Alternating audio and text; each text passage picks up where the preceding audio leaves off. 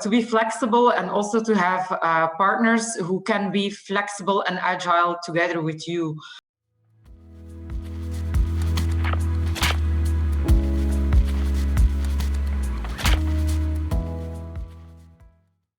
Hello, it's a pleasure to be joined by Jasmine Kestens, Sales Manager at Visit Bruges Convention Bureau. Thank you for joining us today. I thought we'd start and kick off by talking about the United Nations World Tourism Organization's Forum on Gastronomy that was held in Bruges at the start of this month, I believe. As one of the organisers, what would you say were the main core challenges to organising this forum during these very uncertain times? And what maybe were some of the key lessons that you've learned from this event? Hi, hello. Thank you for this forum. I'm very pleased to give a little update on the conference that we organized indeed beginning of November. A good question. Challenges indeed are in place in the situation we are still at in COVID times, unfortunately. Yeah, the key learnings, I would say that after the conference that we learned is, first of all, to be flexible at all times. The conference was postponed for 2 times. And I'm super lucky that in the end it took place now in November and not today or the weeks coming, because that would even be more uncertain, I'm afraid. So to be flexible and also to have partners who can be flexible and agile together with you, because we shifted our ideas for so many times in organizing the conference, fully physical, fully online, partly physical, hybrid, so a lot of ideas there, and then to finally come to a decision. So in the end, we organized it physical and online, so in a hybrid solution. It was also the first time actually that together with our partner Visit Flanders, Event Flanders and UNWTO, we as a city and being Visit Bruges Convention Bureau, we organized this kind of conference.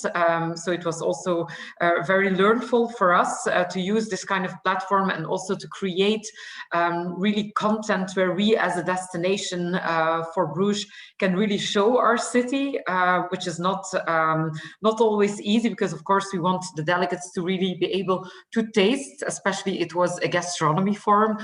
So we wanted to deliver also there a bit of peace and taste of Bruges, but I really hope we managed in our plans.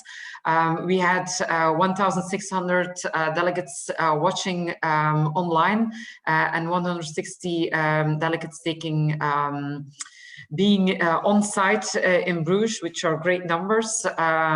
So we are most happy that we had lovely feedback and that the conference definitely could take place at our city. Yeah, so I attended myself, and I got like a lovely taste of lots of different types of chocolate and beer around Bruges. So I got a nice slice of the gastronomy in the region. So how important do you think it was within the conference or the forum, I mean, to be able to show off Bruges gastronomy? And then how would you say that you leverage this to create Bruges as a nice destination? Well, learnings have told us or have shown that gastronomy, of course, is not the driving factor most of the time within associations as well to choose a destination. But we are all humans. And of course, after a day of being at a conference, it is really nice to have a lovely experience and also to drink well and to eat well. And for that reason, Bruges is the ideal destination.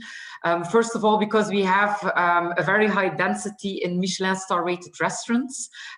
There's no other destination in Europe where you can find this vast amount of Michelin star restaurants.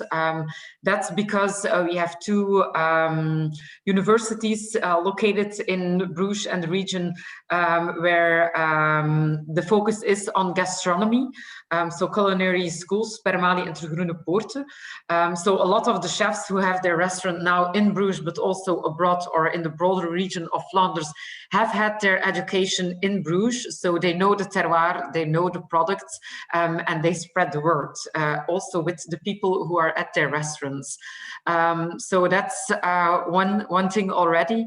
And then, of course, on the other hand, for us as being a sustainable destination, it is really important to support our local suppliers. We are closely connected to the North Sea, only 15 minutes by car to the city center of Bruges.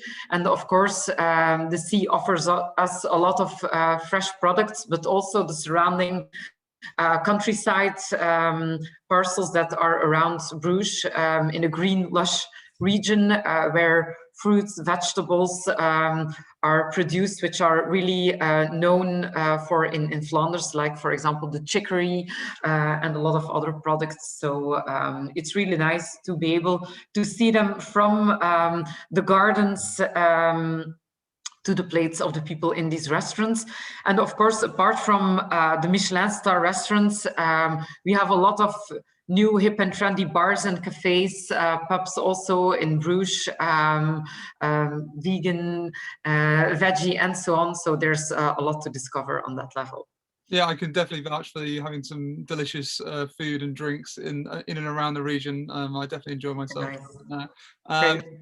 So looking a bit more into the future, with the opening of the Bruges Meeting and Convention Centre, I think it's the 10th of February next year, I think that the opening is.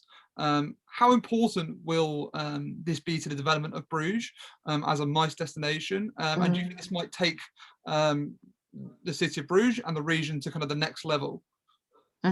Yeah, definitely. So within our tourism strategy, we really defined having the balance between leisure tourism and M.I.C.E tourism, and the goal is to bring it to a more equal level, because of course Bruges is a very known city trip destination for leisure tourism, so mainly in high peak season, over the weekends and so on. So we already have the structure is already there since 25 years as being a convention bureau. So we have knowledge and expertise on the level of M.I.C.E tourism as well.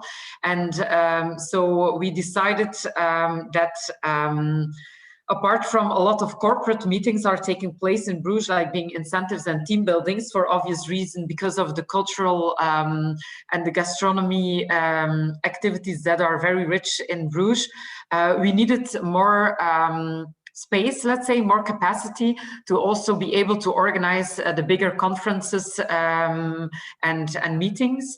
And so we decided to construct our own Bruges Meeting and Convention Centre that indeed will be opened by beginning of next year, and will be able to facilitate. We have a big expo hall on the ground level, plenary room and auditorium with a maximum capacity of 2,500 delegates, right at the city center of Bruges, in the UNESCO city itself, really at walking distance of bars, cafes, hotels. And by walking distance, I would mean 1-2 minutes, 5 minutes walking, not more than that, which is a great asset.